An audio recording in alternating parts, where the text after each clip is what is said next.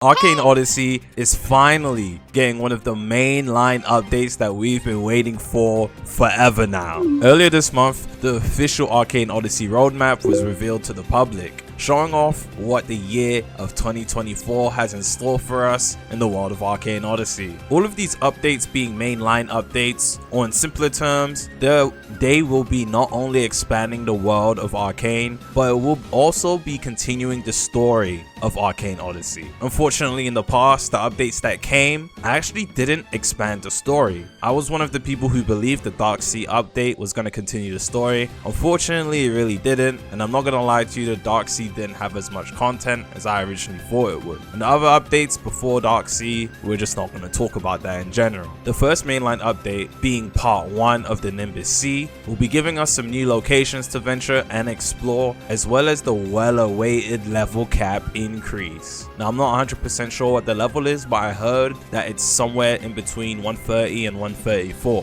which is a weird number to me. And there's also going to be a new town and kingdom alignment system. Not too sure what that means, but I'm assuming it's something along the lines of being able to like capture islands or something like that, and then those islands contribute towards something. Only I actually have no idea, so I'm going to shut up now. But if you didn't already know, this update is today. Part 1 of the Nimbus Sea is dropping today. So, what can we be expecting from this new update? Other than the things I already stated, there are a lot of new cool features coming to the game. Yes, the level cap increase is also coming, which means we're going to be surpassing level 100. And with that, there's said to be some new game-changing experiences, and one of them is being new stats. Those new stats being resistance, armor piercing, and regeneration. Now, resistance will give it damage resistance whilst using attacks. Emphasis on whilst using attacks, because the wording here is pretty specific. I may be wrong, but just because of that specificness, I'm going to assume it is like it says you gain resistance whilst using your attacks, meaning that you might not actually gain passive resistance. Your resistance is only going to increase whilst you're in the heat of combat, which is super interesting. I'm not gonna lie to you, but then again, when else would you actually need resistance other than when you're in combat? So it makes perfect sense. Armor piercing, your attacks will pierce through your target's defenses,